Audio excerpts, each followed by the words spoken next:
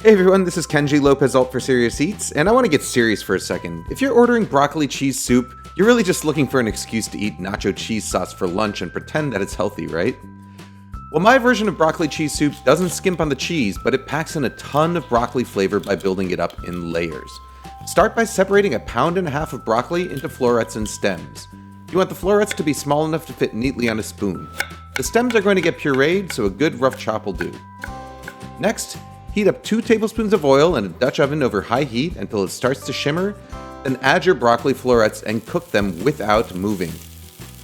The goal here is to give them a nice dark char which adds a sweet nutty flavor to them. Stir them only once the bottoms are charred and then keep cooking until they're charred on a few sides but still bright green. You can season them with a little bit of salt at this point too. Now spread them out on a rimmed baking sheet so that they cool quickly and set them aside. Now return that pot to medium heat and add 3 tablespoons of unsalted butter along with a sliced onion, a chopped carrot, and all of the broccoli stems. Our goal here is to soften them slowly but not to brown them, which can lead to an off-putting sweetness in the finished soup.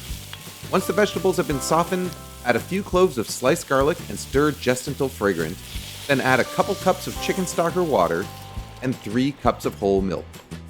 Now, many broccoli cheese soup recipes call for using cornstarch or flour as a thickener. I find that they can contribute to muddy flavor and gloppy texture. Instead, I like to use a russet potato.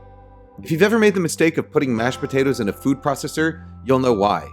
Potato starch is an excellent thickener. A single small potato simmered for half an hour until completely tender can stabilize and thicken the entire pot of soup. This is important for when we add the cheese. I use a combination of 12 ounces of cheddar cheese and 8 ounces of deli-style American, which I toss together with a teaspoon of dried mustard powder. This gives me a nice balance of sharp and mild flavors. To incorporate the cheese, the easiest method is to use a hand blender right in the pot. Puree the soup base, and add the cheese a handful at a time, letting it completely melt before adding more. Of course, you can also use a countertop blender working in batches if you'd like. You should wind up with a smooth, creamy soup that has a good balance between broccoli and cheese flavors. Season it to taste with salt and a little dash of hot sauce if you'd like. Now add back the seared broccoli florets and stir them in. Give the soup a few more quick pulses with the blender just in order to gently break up some of those florets. Now serve the soup piping hot.